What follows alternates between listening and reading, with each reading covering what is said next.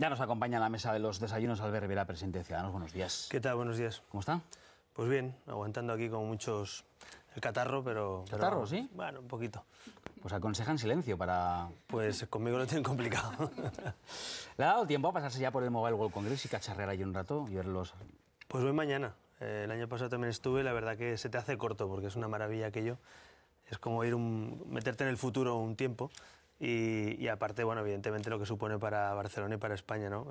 Yo la verdad es que estoy bastante triste de ver el espectáculo lamentable que están dando en este caso pues políticos, ¿no? Cargos públicos que cobran un dinero público perjudicando a una inversión que supone pues millones y millones de euros y sobre todo puestos de trabajo a muchos barceloneses. Me da pena como barcelonés que soy que lo mejor o cosas de lo mejor que tenemos en la ciudad sean noticia por una alcaldesa irresponsable, por un presidente del Parlamento irresponsable.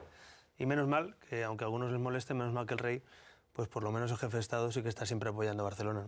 ¿Qué le parece lo que ha trascendido, que además lo ha contado la propia Ada Colau, de la conversación entre la alcaldesa y el rey, ¿no? Que ella le quiso explicar, bueno, es que muchos hubieran esperado que usted hubiera mediado entre las dos partes y el rey le dijo, es que yo estoy aquí para cumplir la Constitución, no para mediar. Sí, eso es como si le hubieran dicho al rey, a don Juan Carlos que hubiera mediado entre Tejero y Suárez, ¿no? Pues, no, la policía lo que tiene que hacer en este caso es servir al Estado y no ir contra él, y los cargos públicos del Parlamento no tienen que ir contra el Estado de Derecho, sino defenderlo, ¿no? Por tanto, los golpistas no pueden ser nunca parte de la mediación. En todo caso, la única mediación posible es debatir en un Parlamento, respetar la ley, y por tanto ese debate me parece tramposo, ¿no? No es verdad. Es decir, lo que hay es unos señores que se han saltado las leyes, el resto de ciudadanos pagando impuestos, sufriendo las consecuencias de la ley. Y dos ejemplos, Puigdemont y Ana Gabriel, ¿no? Como símbolo. Ellos huyen a Waterloo, a Suiza, y mientras los autónomos catalanes aguantando la pérdida de ingresos, mientras los hoteles perdiendo pernoctaciones, mientras los catalanes divididos, y no pueden huir de la factura, ni del impuesto, ni del IBI, ni de la cuota de autónomos, ¿no? Entonces, me parece muy cobarde huir de la justicia y dejar a Cataluña colgada, en este caso sin Parlamento de facto, sin gobierno, y encima intentando fastidiar al World Mobile, ¿no? Y esta mañana nos hemos despertado, bueno, ya ayer por la tarde, ayer por la noche lo empezábamos a conocer, ese principio de acuerdo no del todo confirmado, nos siguen contando que siguen todavía flecos por cerrarse, pero bueno, fundamentalmente un titular de ese acuerdo entre Esquerra Republicana y Junts per Catalunya, que es nombrar a Jordi Sánchez, recuerdo, actualmente en la cárcel, presidente de la Generalitat. Bueno, pues esto demuestra que no hay ninguna voluntad de enmienda, ni de volver a la democracia, ni de volver a la normalidad. Proponer a un señor que era, ya no solo los que esté en la cárcel preventiva, que era el mismo que estaba pisoteando y subido encima de los coches de la Guardia Civil el día que rodeaban a jueces, a guardias civiles en la Consejería de Economía, pues es tanto como apostar por seguir liándola, ¿no? Conseguir intentando que esto se alargue y que se cronifique. Yo creo que el nacionalismo nos lo tenemos que tomar muy en serio. Ayer vi unas declaraciones del presidente de Gobierno quitándole hierro a lo del rey. A mí me parece un error. Yo creo que no se le puede quitar hierro a todo esto. Es muy grave lo que está pasando. Nos vienen años, lamentablemente digo años, en las que el nacionalismo va a ser el principal problema de España. Y o nos damos la mano, o nos lo tomamos en serio, o nos conjuramos para defender la democracia y además para tener un proyecto de futuro de España, o realmente intentando pasar página de los que nunca pasan página, va a ser muy complicado. Así que la propuesta de Sánchez yo la leo básicamente como un intento de continuar alargando el procés, un procés agónico, muerto, pero desde luego que le va a dar dolores de cabeza a los catalanes en particular y a España como país, ¿no? ¿Pero cree que se podría materializar? Primero porque está en prisión y el juez tendría que autorizar ya la sesión de investidura. Y en segundo lugar porque sobre él y sobre todo el resto de candidatos que están en medio de un proceso como el que están, pueden ser inhabilitados en cualquier momento. Por eso digo que es la voluntad de no cambiar nada. Es decir, en vez de hacer autoenmienda, en vez de decir nos hemos equivocado, pedimos perdón. El otro día decía Puigdemont que el rey tenía que pedir perdón. Oye, quien tiene que pedir perdón es quien da un golpe a la democracia y quien ha huido de la justicia, no quien ha hecho cumplir las leyes, ¿no? Por tanto, yo creo que, más allá de lo que diga el juez, en cualquier caso, poner a un candidato a la presidencia imputado por delitos de malversación, sedición, prevaricación, me parece gravísimo. Es decir, ¿qué pensaríamos si un presidente autonómico de otro partido político tuviera todos esos delitos a sus espaldas y se le propusiera como candidato? Bueno, pues pondríamos el grito en el cielo todos, ¿no? Así que me parece que un imputado por todos esos delitos no puede ser candidato a la presidencia, más allá de lo que diga un juez, porque incluso si saliera, próximamente va a ser juzgado y tiene muchos números, aparentemente, de ser juzgado por delitos muy graves. Avanzamos, que le quiero preguntar por un montón de cuestiones. Una de ellas lo conocíamos la semana pasada, la caída del apoyo al independentismo en Cataluña, según las últimas encuestas. ¿Qué interpretación hacen de este dato desde Ciudadanos? Bueno, en primer lugar, yo creo que las consecuencias económicas del procés y del golpe de la democracia de octubre se están empezando a palpar, y los que tenemos alrededor gente, comerciantes, autónomos, hablas con un taxista, hablas con un hotelero, hablas con un restaurador, y la realidad es que en Cataluña ha habido un bajón en el último trimestre del año importante en la economía, un freno, ¿no?, podemos decir, respecto al crecimiento del resto de España. Eso por un lado, y luego el hartazgo de ver que incluso con una mayoría parlamentaria que no social del separatismo, son incapaces de poner en marcha esto, ¿no? Por tanto, la parálisis de Cataluña, la situación económica, yo creo que al final poco a poco se va notando, ¿no?, en la sociedad, y el cansancio llega también incluso para quien está a favor de la independencia. Ahora, no menospreciemos tampoco lo que hay, tenemos un 41% de independentismo, por eso digo que es un problema crónico que va a quedar ahí, y que tenemos que tener un proyecto de España que seduzca, que vuelva a reconducir la situación, que tenga un proyecto también de país, porque yo creo que ese es el principal antídoto. Yo tengo la sensación que los separatistas estos últimos meses disparan o atacan al rey porque el rey simboliza una nueva etapa para España. O sea, tengo la sensación de que el rey es la persona, bueno, sensación no, es la persona mejor valorada por la sociedad española, y saben que una España moderna, una España avanzada, una España que deje atrás la corrupción, una España que se renueve, va a ser el peor de sus enemigos, ¿no? Por tanto, moraleja, si a los separatistas no les gusta una buena imagen de España, tengamos la mejor imagen posible, renovemos nuestra democracia, volvamos a tener 40 años más de paz y prosperidad y libertad. Y eso pasa por una renovación no solo del jefe de Estado, sino de la clase política, de las clases empresariales, de los dirigentes sindicales o patronales. Yo creo que hay que abrir una nueva etapa en España después de 40 años, ¿no? ¿Cómo cree usted que se puede garantizar el derecho a estudiar en Cataluña en español como lengua vehicular? ¿Esto cómo se puede hacer? Porque los tribunales ya han dicho que se puede, pero luego no se ejecuta. Bueno, yo en primer lugar creo que, rompiendo primero un mito, hay un mito de que la educación está cedida en exclusiva a las comunidades. Eso no es verdad. Las comunidades tienen competencia compartida en gestión y ejecución, pero la ley orgánica de educación existe, si no, no habría ley orgánica. Por tanto, hay una parte de competencias del Estado. En la ley orgánica yo creo que es donde se debe garantizar. Ciudadanos va a proponer que en el pacto educativo que hemos impulsado nosotros en esa comisión no se haga el pacto sin garantizar que el castellano es lengua vehicular en España. Es decir, pero el Tribunal Constitucional también dijo que no es que el competente precisamente es el gobierno autonómico, no el central. El competente para fijar los tantos por cientos, no para eliminar al castellano como lengua vehicular. Es decir, tiene que haber como mínimo un tanto por ciento, lo ha dicho el Constitucional, tiene que ser de manera conjunta y equilibrada, es decir, en una misma escuela puedes hacer una parte en catalán, otra en castellano. Nosotros proponemos que también en inglés. Y eso ya funciona en las escuelas privadas en Cataluña, no nos engañemos. Hay escuelas privadas donde algunos presidentes han llevado a sus hijos y funciona a las mil maravillas, ¿no? Pues eso es lo que queremos para la escuela pública, ¿no? Entonces, sí que se puede, pero hace falta voluntad política y que el nacionalismo no te chantajee, porque es que estamos siempre pensando en lo que a los nacionalistas no les va a gustar. Oiga, esto es un sistema público de educación, un país que no se preocupa por lo que pasa en sus aulas es un país sin futuro. España no puede despreocuparse de lo que pasa en el último aula de España, da igual si es Girona o Cádiz. Y yo creo que si algún día gobernamos, primero, la alta inspección del Estado hay que ponerla en marcha, que es un artículo constitucional que no se quiso, el PSOE nos lo bloqueó y los nacionalistas no lo pudimos poner en marcha. Lo intentaremos de nuevo, si hay posibilidades con una mayoría absoluta. Y por otro lado, garantizar el castellano como lengua vehicular. Es que es como explicarle, no sé, a un inglés que no se puede estudiar en inglés, en Inglaterra, o explicarle a un alemán que no se puede estudiar en alemán. Pues oiga, en España en español, y junto a las lenguas cooficiales, pero yo que soy catalano parlante también, pues evidentemente ni quiero que el catalán deje de ser vehicular, pero tampoco quiero que el castellano no lo sea, ¿no? Entonces, no hay que escoger, tenemos que compartir esas dos lenguas, que por otro lado son un patrimonio maravilloso, es decir, los que tenemos la suerte de ser bilingües, pues vemos en eso una convivencia, no un enfrentamiento, ¿no? Oiga, ¿y ha hablado con esto de esto con el gobierno? Pues la última vez que hablé con el gobierno fue con el señor Rajoy, con el presidente, fue a finales del año pasado, el 28-29 de diciembre, y no hemos vuelto a hablar. Y el gobierno, en términos educativos, tiene un lío importante, vaya, no es que lo diga yo, lo ha reconocido Méndez de Vigo, que no saben cómo hacerlo. Yo, si el gobierno nos pregunta y quiere colaborar, se lo explicamos, lo hacemos y lo apoyamos juntos. Pero claro, el gobierno por un lado dice que no hay que hacer nada. Por otro, la chapuza de Wert, que a mí me parece una chapuza y lo ha tumbado el Constitucional, que era, no, como no me atrevo a hacerlo en la pública y concertada, te vas a una privada y yo te pago el dinero. Oiga, mire, eso es renunciar al Estado de Derecho y al Estado social que es España, ¿no? Y por otro lado, otros que dicen, sí, vamos a hacerlo, pero reconocen que no saben cómo. Bueno, Yo creo que uno no puede lanzar un globo sonda con temas tan serios. Creo que el Gobierno, yo pensaba que lo iba a hacer en serio hasta que vi a Méndez de Vigo en la sesión de control de la semana pasada y me di cuenta que no tenía ni idea cómo hacerlo y ninguna voluntad política de cambiar las cosas, ¿no? Entonces, me preocupa que se juegue con esto como un cartucho electoral cuando realmente para muchos catalanes es un tema crucial en la educación de nuestros hijos, ¿no? Ha dicho que la última vez que hablaron el presidente Rajoy y usted fue el 28-29 de diciembre. ¿Qué ha pasado? Si antes hablaban todos los días. Hombre, todos los días tampoco, para ser justos, Bueno, pero... casi todos los días. La verdad es que con lo de Cataluña nos tocó hablar a todos mucho y mucho tiempo, ¿no? Y con el presidente de Gobierno y otros partidos, y en fin, nos tocó estar muy cerca. Es verdad que eso pasó y después nos vimos a finales de año. Creo que hablé otra vez en enero por teléfono para algún tema también de la situación jurídica, digamos, en Cataluña.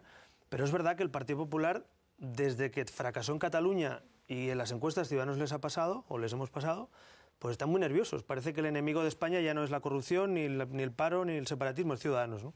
Y creo que eso no coincide con el sentir mayoritario en la calle. Yo no creo que la gente esté preocupada porque Ciudadanos crezca, sino está preocupada porque el separatismo se encona, porque hay paro, porque hay que pagar las pensiones, porque hay corrupción. Entonces, me parece que se han obsesionado demasiado con intentar atacar, por cierto, al único socio que tienen de investidura, de presupuestos en Cataluña y de los temas importantes del país. Entonces, yo le pediría al Gobierno que en vez de obsesionarse con Ciudadanos, se obsesionara con el paro, con la corrupción, con las pensiones, con Cataluña y sobre todo que sea más Gobierno que PP. O sea, yo creo que el señor Rajoy, sobre todo ahora, por eso le votamos a favor de la investidura, tiene que hacer reformas, está obligado a hacerlas por ese pacto y no dedicarse a preocuparse por los temas internos de su partido, ¿no? Le quiero preguntar por Andalucía, por corrupción y por mujeres. Nos tiene que dar tiempo en 2 minutos, que tengo que abrir la mesa. Ya lo avanzo. Pero seguro que somos capaces. Andalucía, ayer mismo, al conocer aquí los datos de la última encuesta, le preguntamos a Juanma Moreno, del Partido Popular, por el sorpaso que dan las encuestas, y él nos dijo que él no se creía esa encuesta. ¿Ciudadanos se la cree? Y por el otro lado está el tema de las expectativas. ¿Y si luego las expectativas son demasiado altas precisamente por estas encuestas? Bueno, es que escuché decir al señor Albiol lo mismo, justo en campaña, dijo que no se creía las encuestas y ya sabemos el resultado. El PP está en el grupo mixto y Ciudadanos ganó las elecciones, ¿no? Yo creo que una cosa es ser prudente y otra es no darse cuenta de lo que está pasando. Por cierto, en esas encuestas, yo no es que no me las crea, pero en intención directa he visto que estamos primeros. O sea, salimos segundos en intención, en la cocina, digamos, pero en intención directa salimos primeros en Andalucía. Por tanto, si no hay que creérselas, la lectura que haga un experto de eso no es precisamente porque nos estén inflando. O sea, Ciudadanos tiene un 23% de intención directa, que suele ser menor, y un 19% en estimación, que suele ser mayor. Pero bueno, en todo caso, prudencia por un lado, pero también saber que se les puede ganar. Yo creo que en Andalucía, después de 36 años de Partido Socialista, hay un hartazgo por una parte de la sociedad. En las últimas elecciones ganó otra vez el Partido Socialista sin mayoría. Creo que Ciudadanos, bajando el impuesto de sucesiones, el IRPF, ayudando a autónomos, desmontando algunos de los chiringuitos políticos que había en Andalucía, expulsando a los imputados por corrupción como Chávez y Griñán, en definitiva, impulsando una comisión de investigación en los cursos de formación, los andaluces creo que están valorando nuestro trabajo, ¿no? Falta mucho tiempo todavía, en teoría, para las andaluzas, se supone que son en marzo, pero nosotros vamos a aspirar a ser la alternativa. Yo creo que el PP, después de 30 y tantos años, ha tenido muchas oportunidades de intentar lograr la mayoría en Andalucía y no lo ha logrado. Creo que nos toca intentarlo nosotros, la gente nos lo pide, tenemos la obligación de tener un proyecto alternativo y ahora hay que prepararse para darle la batalla al PSOE, para intentar que la primera fuerza política sea Ciudadanos, ¿no? Abro ya la mesa, luego si hay tiempo le formulo las que tenía pensado porque nos quedamos sin tiempo y no quiero robárselo, ni mucho menos a mis queridas compañeras de pupitre esta mañana. Natibel, por ti empiezo, venga. Pues como has anunciado lo de las mujeres, voy a hacerle solo 2 preguntas brevísimas. Una, ¿por qué Inés Arrimada no apoya una movilización feminista? Y la otra es, ¿qué hay que hacer para sacar dinero? ¿De dónde hay que sacar dinero para que las pensiones sean dignas y se pueda pagar de forma sostenible? Bueno, en cuanto a primero, Inés Arrimadas, ni yo tampoco, y Ciudadanos no apoya el manifiesto anticapitalista que han convocado para un parón de 24 horas en esa huelga. Ni nosotros, ni el PSOE, ni el PP. O sea, no lo apoya casi nadie, solo Podemos, de hecho. ¿Por qué? Pues mira, ayer vimos a las CUP haciendo un scratch en nuestra sede, pintándonos, por cierto, toda la sede, diciendo que el feminismo es incompatible con la economía de mercado.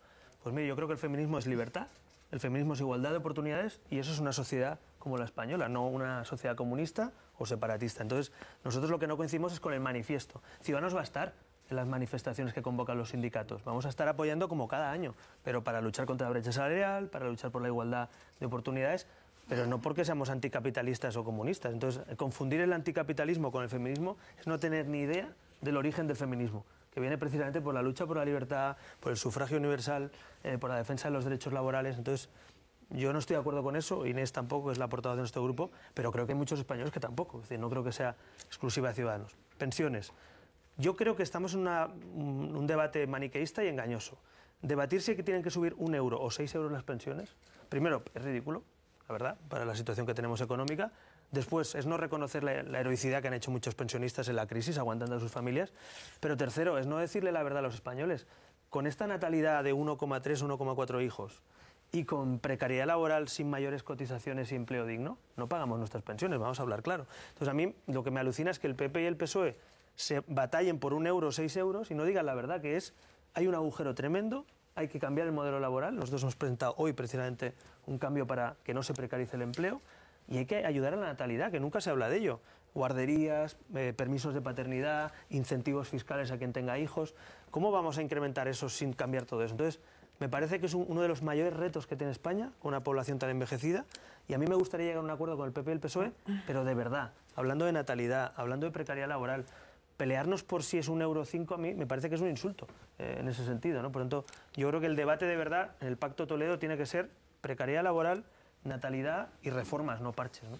May Mariño. Sí, pues recojo su discurso que ha dicho que se ha quejado de los incumplimientos del Gobierno, ¿no? de ese pacto de investidura. Pero ¿hasta cuándo lo van a mantener esa queja sin materializarla? Porque gracias al apoyo de Ciudadanos en la mesa del Congreso, por ejemplo, se bloquea todo lo que hace la oposición. ¿Se van a sumar a la oposición a medidas que se pongan en marcha de las reformas que piden? Bueno, primero un matiz, en la mesa del Parlamento no se bloquea nada porque eso es el artículo 134, que es el Gobierno quien veta, no es la mesa. No, claro, la ampliación de los plazos de enmienda se deciden en la mesa y ahí sí, pero el PP y Ciudadanos son los que hacen la mayoría, perdón. No, el PP y el PSOE están pactando cosas contra Ciudadanos y Podemos también, entonces no es verdad. Por ejemplo, la ley electoral o, por ejemplo, el Estatuto de Valenciano y otras cuestiones. La ILP de los sindicatos se paralizó porque sí, PP pero y Ciudadanos la mantenían durante muchos años. Magniqueísmo, es decir, en la mesa se votan muchas cosas, algunas Podemos, Ciudadanos, curiosamente, y PP PSOE enfrente, y lo hemos visto estos últimos días con la Fiscalía, con la ley electoral, por tanto, no es así. Segundo, en la mesa no se puede paralizar lo que el Gobierno paraliza.